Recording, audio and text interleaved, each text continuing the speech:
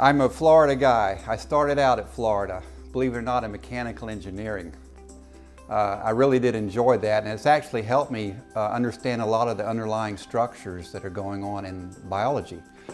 I ended up going to the University of Tennessee. I got a BS in animal physiology, and then went to the Florida Department of Citrus as a technician.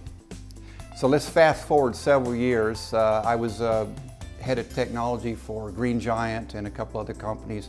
I went back to the Florida Department of Citrus as Director of Research in 2001, right where I started out as a technician. That was really a kick, you know. And one of the first things I looked at is how can we promote citrus? And I will back up one point to say that when I was a technician, I went ahead and got my doctorate at the University of Florida while I had returned to Florida. And thought I was going to spend my life in citrus, but then I went to Green Giant and back. Now I'm in charge of the research, and I said, what can we do here? I really wanted to put it on a commercial basis like I had done in commercial industry.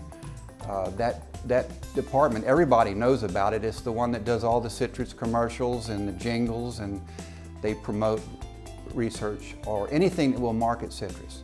So I said, what about that grapefruit diet? Have you ever heard about that grapefruit diet? Yeah, everybody has. Is it real or not?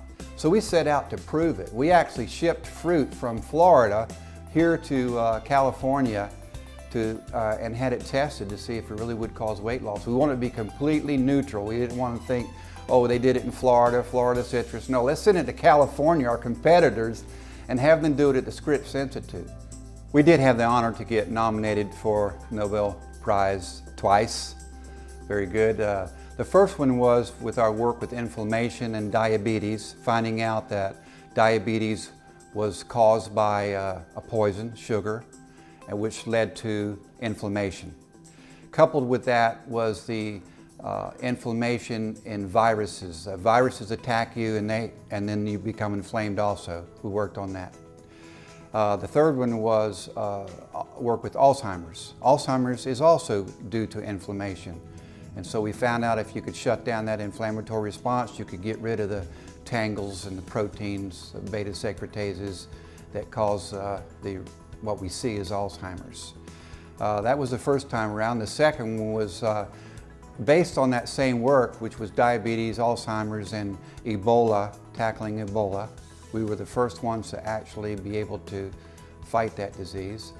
It was also our care to get these products into Africa, particularly Africa, and areas that are other underrepresented groups of people. I have a lot of experience with thousands of people that have taken this product for some years, thousands and thousands. And we find out that if you have a problem with your blood sugar, if that's what your issue is, type 2 diabetes for instance, you will notice a change in your blood sugar in 4 days. If you're measuring your blood, you'll see a change right away. Our first study with type 2 diabetics only lasted a week, and we already had reduced diabetes in that group.